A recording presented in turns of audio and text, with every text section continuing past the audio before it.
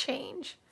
And we're going to discuss whether or not we think that rule change will be beneficial and if it's really better for the NBA product, I guess. So, if you didn't hear, the NBA released a new rule change. And you know how at the end of, not even at the end of games, but at the end of like the second quarter when it's going to halftime and stuff like that, some players will throw up a shot with 0.3 on the clock because, there's a chance that it could go in.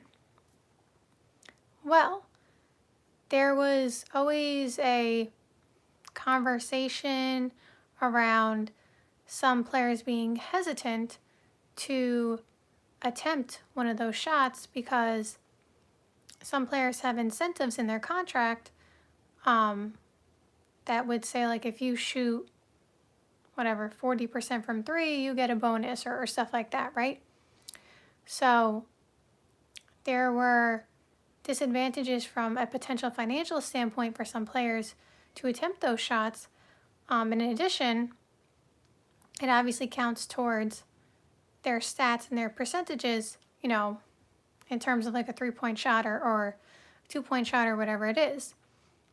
And although one shot, over the course of an entire season for players who get, a large amount of minutes and stuff like that, and attempt a bunch of shots, it's not going to have like a huge, not going to make a huge change in, the stats that you end up having throughout the season.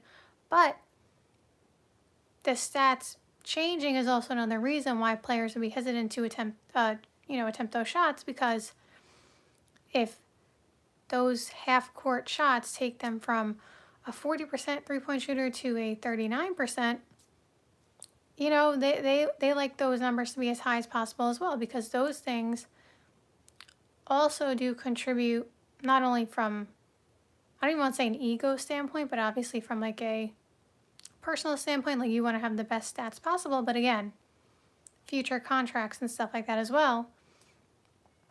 If teams see that, you were a 40%, three-point shooter for the past 3 years, it's all about analytics, right?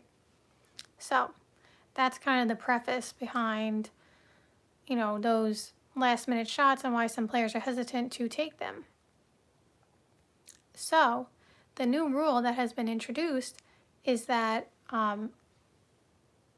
now those last-second shots are going to count as team field goals, misses or attempts or makes, instead of the individual player. So the individual player, it won't affect their stats at all. And this is a very interesting and controversial rule change. I personally, I feel like I end up disagreeing, not on purpose, but I end up disagreeing with a lot of these rule changes because I feel like, I don't know, I just feel like some of them don't solve the issues that like us as, fans or the media or players like are actually like, upset about. I feel like they don't always target what the actual issue is. But I always say it's a tough job to be the commissioner. It's hard to please everybody. Everyone's going to have a complaint. And I always respect that they, at least always are trying to do things, to improve the product in whatever way they think it can. With that being said, though, the reason that, it's kind of problematic is that the individual player is attempting the shot. Like, there's really no other way to put it. It just seems odd that that one particular shot counts as a team attempt and not a player attempt. Like, how can that possibly be done? You know what I'm saying? Like, I understand they're just going to do it, but it's like, it's still a shot attempt. The same way if they shot 5 minutes ago. So, like, I don't know how you, again, I know the rationale in terms of, like, they want players to attempt those shots, you know, so it's more exciting and, you know, fans get to watch half-court shots being taken and stuff like that. So I understand that, but, like, I don't understand the rationale in terms of, like, how do you justify that it's not an individual player shot when the player took the shot? I don't get that. So that's obviously one of the problems. Another thing is that, not another thing, but like rather, last year, 640 last second shots from the article I read were attempted. 3.9% were converted, which is obviously not a high number. You know who took the most shots from these, you know, last second or half court heaves and stuff like that? Jokic. He took 25 of them. So clearly, Jokic is not afraid to take these shots, right? Like, he took the most out of anybody. Mikal Bridges was second with 13, I believe. And guess who made the most? Neither of those two. Jokic was second, though, by the way, because he made 3. But Steph Curry made 4, which is not surprising because Steph Curry is obviously the 3-point king, right? So a lot of these shots end up being like half-court shots, so that's not shocking. But I say all that to say, we're talking about Steph Curry and Jokic leading the way with 4 and 3. So those are not like gigantic numbers, of course, right? And again, I said there were 640 of them. And Jokic, you know, took 25 of them. So I'm not going to calculate what percentage Jokic took, you know, of all those shots. But 25 is not an incredibly large number when you have 640 of them. But, like, if Jokic took the most with 25 and Bridges was second with 13, which is 12 less right there, it's not like any of these players are taking 100 of these shots per NBA season. So the reason I say that is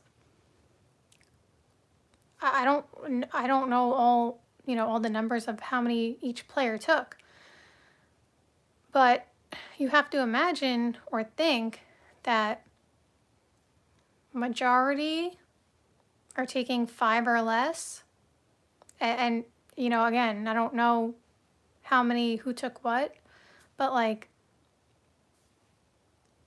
it's not like these players are taking 100 of them per season. The reason I'm bringing that up is like, I know they don't want to mess up their stats. I get it. I know the financial implications, you know, the bonuses and all that stuff. So I don't fault the players in that sense, because you don't want to, like, you know, lose out on that, you know, bonus. Fair enough. But at the same time, again, I don't know, but if you're taking like 3 of them per season, is it really going to make that much of a deviation in your stats? If you're not attempting that many, then yeah, right? Like, I guess it depends on who you are, and that's kind of why Jokic and Steph Curry attempt those, not even a lot, but a lot compared to other people because, well, one, they got their bags, but also, like, they want to win, so they don't really care if their stats deviate, you know, at all, because what if they make those shots that could, you know, win you the game? Like, some of these games are determined by 1 3-point shot. So, taking those shots give them another opportunity, another shot, a chance to put points on the board. So they are not worried about their stats changing, which I think is important because you want to win, right? Like, it's about winning at the end of the day. Yes, it's about money too. I get it. Again, I don't not understand. I don't fault the players for, trying to, make sure that they have their bag. Because again, we're talking about Jokic and Steph Curry. Like I said, their bags are secure. They don't have to worry about whether or not their stats deviate a little bit. It's not going to affect them the same way. So I also do understand when we're talking about someone who's like, the 10th man on the roster, trying to get his next contract as compared to one of these guys. So again, it's a multifaceted issue, so I understand that. But the other thing is, like, again, at the end of the day, you want to win. And again, I'm trying to, like, word this properly and do this right. Like, but, like, if that one shot attempt is going to make or break whether or not you get a contract, then like something is off, right? Like, one half-court shot attempt should not change whether or not you get your next contract. And I'm not saying it's necessarily that, dramatic, but it's just the principle of that like they're concerned potentially, which is, why this rule change was implemented, or maybe that wasn't the reason, but we know that people have complained about players not attempting because of not trying to mess up their stats and stuff like that. I'm just saying, I'm not there in the locker room. I don't know what goes on. I'm not with the contracts, so I get it. But I'm just saying, if 1 to 3 shot attempts per season messes up your bag, there's something else. Like, I don't want to say wrong, because again, I'm not there. I try to, see every side, 3 sides to every story, but like there's something else going on, because that few amount of shot attempts should not alter completely, what you are trying to get.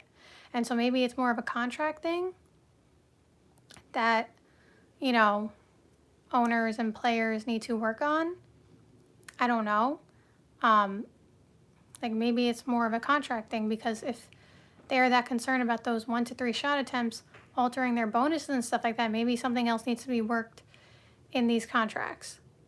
Maybe that's the solution. Because I'm just saying, like, if you think about it, like, such a small number. Because again, Jokic is the only one who attempted 25, and Bridges was second with 13. So you can imagine that most players are under 10. Most players are probably under 5. So, like, I feel like there's a bigger issue here. You know what I'm saying? 640 shot attempts. And there's how many players in the NBA? 450, 500, you know what I'm saying? Like, that's kind of close, not obviously exact, but like to 1 shot attempt per player. And obviously not every player takes one, but like, I'm trying to figure out where the root issue is. Now, maybe the NBA didn't implement it for that reason.